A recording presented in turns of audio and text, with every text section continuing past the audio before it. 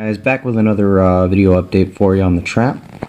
So you already know about all of this stuff and a couple of other things like the motor mount that I made and the wheels, which were all in previous videos. You can go back and check those out, parts 1 and 2 I believe. So I finally managed to get the 3D printer back up and running. And there were just a huge combination of problems.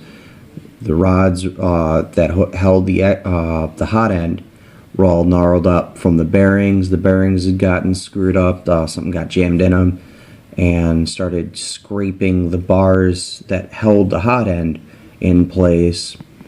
And then so I put that off for a while. I got the the Delta 3D printer up and running for a little while, but then I went through all of its electronics. Like, I've had 3 sets of spare backup electronics, and it all went to crap. I showed you this little guy earlier too.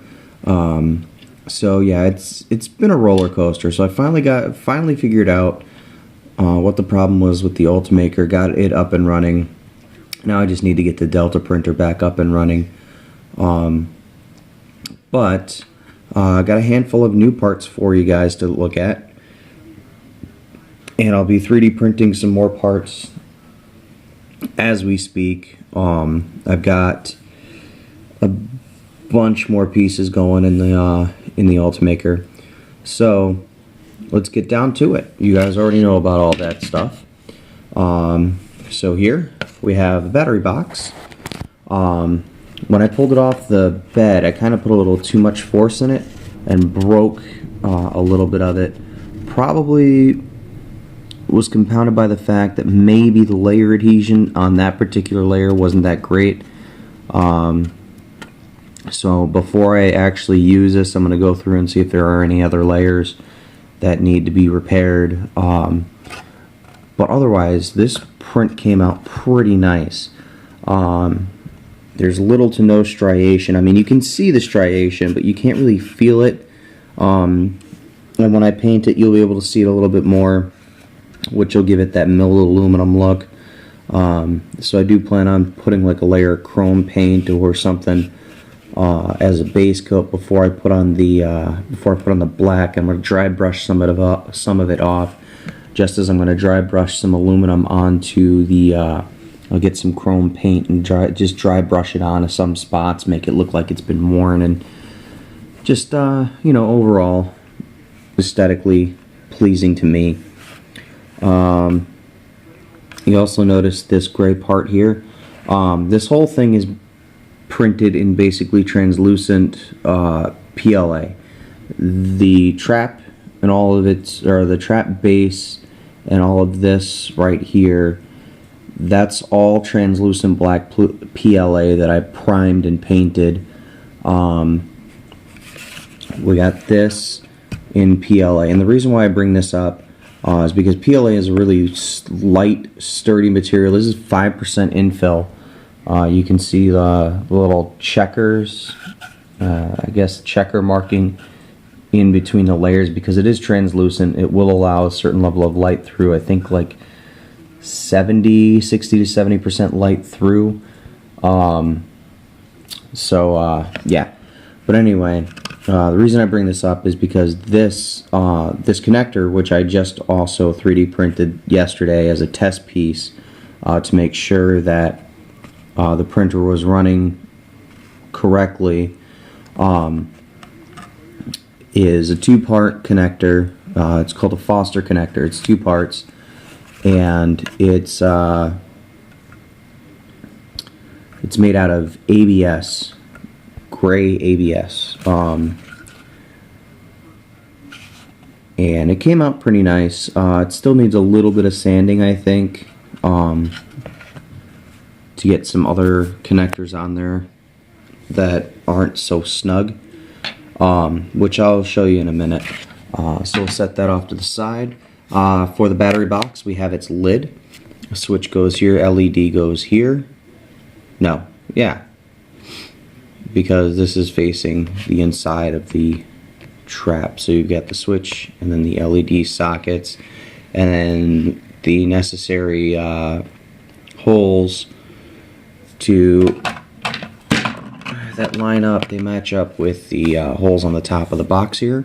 You just kind of bolt everything down using some screws. And let me see if I can get this thing to line up.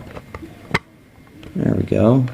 And you can kind of see, if I do that, you can kind of see down into the rest of the battery box. You can at least see the back of the connector that's in there. Hello, connector. Alright, so we'll set that off to the side. We've got these little guys. There should be 3 of them. One of them failed to print. And there was another part in a previous video that I showed you. It was the rear frame that held, that kind of has these little spokes on them that come off the front. Oops, they come off the front and they kind of like go that way. But not that. They go the opposite way. They go like this. And you sit back here and it connects, it allows you to connect the battery box and the side panels and the top panels. But I had to reprint that, which that'll also be in an upcoming video. And the reason I had to reprint it was because it printed wrong, just as one of these guys did. There should be 3 of these. Yeah, as you can see, this came out pretty nicely. I had to do a little bit of cleaning to these. They had a little bit of excess stuff coming off the sides, a little bit of stringing. Because I guess the retraction settings I have aren't that great. I'm still experimenting with the extraction settings. Like, you see a little bit of stringing here. That's about the extent of it, is that it had some points where it strung a little bit, not a whole lot, but enough to be a little bit of a nuisance. But these are LED clips. There's 3 of them. They line the top of the trap. They're spaced about that far apart. And you just clip like a couple of LEDs in place, and it provides really cool lighting when your trap is open. I don't plan on adding electronics right away, so I'm just gonna see, you know, how far I can get in the build without adding the electronics and whatnot. But I do eventually want to add the electronics. I brought the trap base back in place because this next part, it's kind of hard to describe. This is one of the side frame panels, rods, and it there's a groove right here, and it kind of goes into this groove, and it sits flush with everything in the trap. And this allows you another support beam to hold on the walls of the trap, which, you know, that's some really good foresight, some really good engineering put into this. Again, I can't thank the guys over at Tested enough for making this available to the public, as I mentioned in my last video. Next up, we have the resistor from the side panel. There's a resistor that goes on a metal plate, and then actually the resistor goes onto a heat sink, which then goes onto a metal plate, which goes onto the side of the trap. And there was a little bit of stringing here, which no big deal, we can clean it up, but otherwise the resolution on this piece is really nice. You can see the detail of the resistor on the inside. The heatsink detail is pretty spot on, and it's just a really cool part. I'm thinking of adding some wiring going through it and hooking it into the trap just to make it a little bit different. So the last parts that I have to show you are these 2-part Foster connectors. And if you're unfamiliar with the way that the trap is designed, is that you have these Foster connectors. They actually kind of go like this. This part couples with the smaller part couples with the larger part, and there's little holes on the bottom. and they couple together. Again, this is really hard to do one-handed, but they couple together, and a hose goes on one end here, and then this end, hang on, bring the battery box in play here, this end slides over this gray connector, and it's a little snug, so I still have to sand this down, but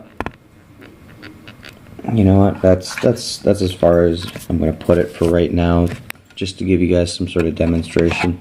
Is that end goes right there, and it's called a quick disconnect, so you're supposed to be able to pull it off quickly. It's a real one.